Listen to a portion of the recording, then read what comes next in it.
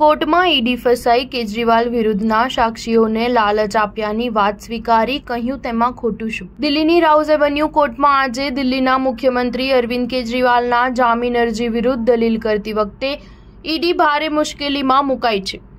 ઈડીએ કેજરીવાલ વિરુદ્ધના સાક્ષીઓને લાલચ આપ્યાની વાત સ્વીકારી છે। આ ઉપરાંત તેણે એવી પણ દલીલ કરી છે કે તેમાં ખોટું શું?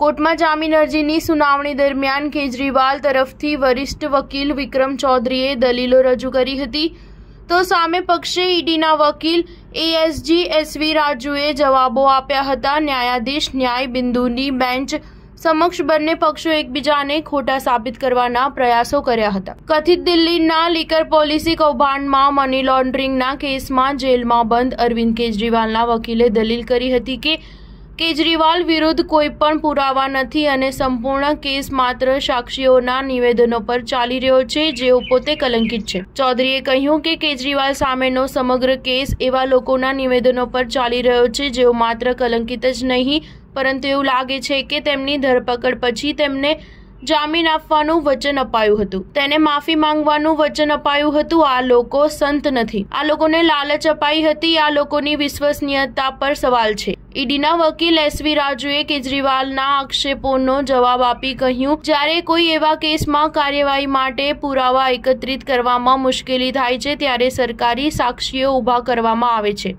કાયદો સરકારી સાક્ષીઓને માન્યતા આપે છે અને તેમને પ્રોત્સાહનો આપવામાં આવી શકે છે તેવો કાયદો છે। માફી આપવી પ્રોત્સાહનની બાબત છે, પરંતુ આ જ સરકારી સાક્ષી માટેનો કાયદો છે। એક સાક્ષીને પ્રોત્સાહન અપાતું હોવાથી તેને બદનામ ન કરી શકાય। કોર્ટ માફી આપે છે, કાર્યવાહી નહીં। દિલ્હીના રાઉઝ એવન્યુ કોર્ટના ન્યાયાધીશે બંને પક્ષોની દલીલ સાંભળ્યા બાદ કેજરીવાલને કોઈ રાહત આપવામાં આવી નથી અને કોર્ટે તેમની કસ્ટડી 3 જુલાઈ સુધી લંબાવી દીધી છે। સ્ટાર ન્યૂઝ 7 હંમેશા સચ્ચાઈની સાથે।